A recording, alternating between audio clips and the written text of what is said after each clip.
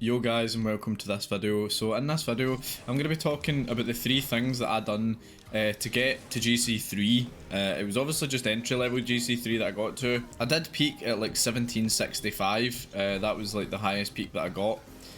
So in this video I'm going to be talking about the 3 things that I done to basically really go up quickly in the ranks.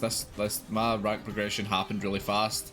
So I kind of stayed champ 3 for a long time, and then pretty much I got GC1 and then I got GC2, like high GC2 really quickly after that. So these are 3 things I done. So the first thing I done, which is probably the most boring, is just playing 1v1.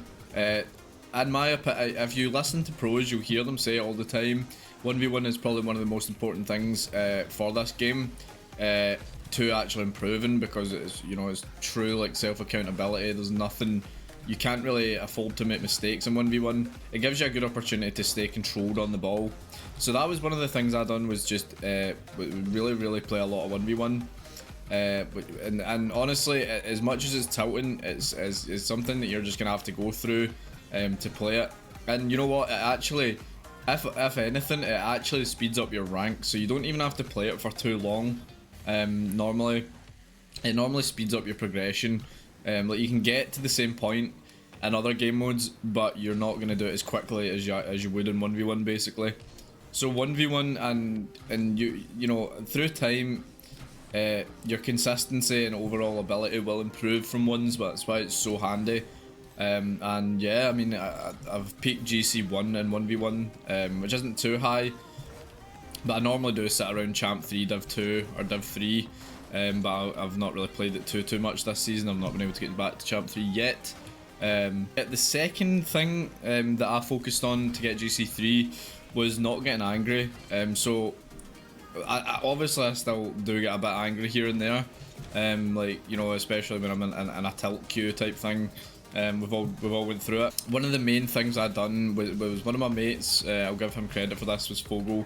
He just kind of said to me, because he was GC2 or GC, yeah, he was like high GC2 at the time, and he told me, like, you need to stop getting so angry, because you're not actually locked in when you're angry. You're not playing how you should be playing basically when you're that angry.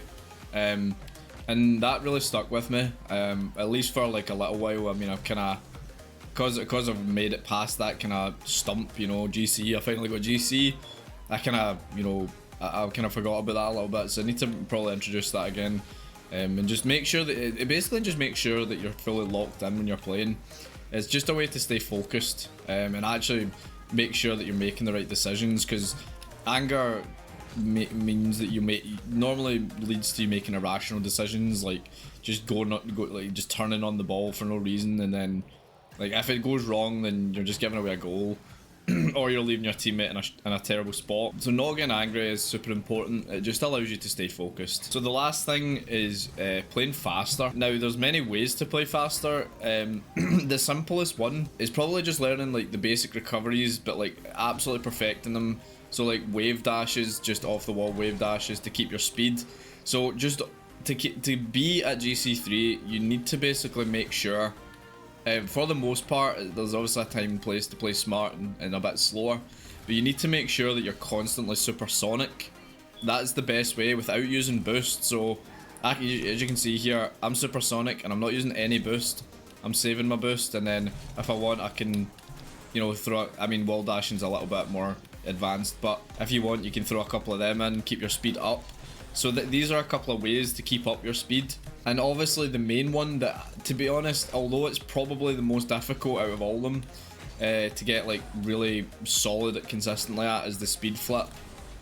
So speed flipping, but like focusing on speed flipping with using little boost. So as you can see, as soon as I know that I'm in the speed flip, you can kind of tell, and that's a good way to keep your speed up.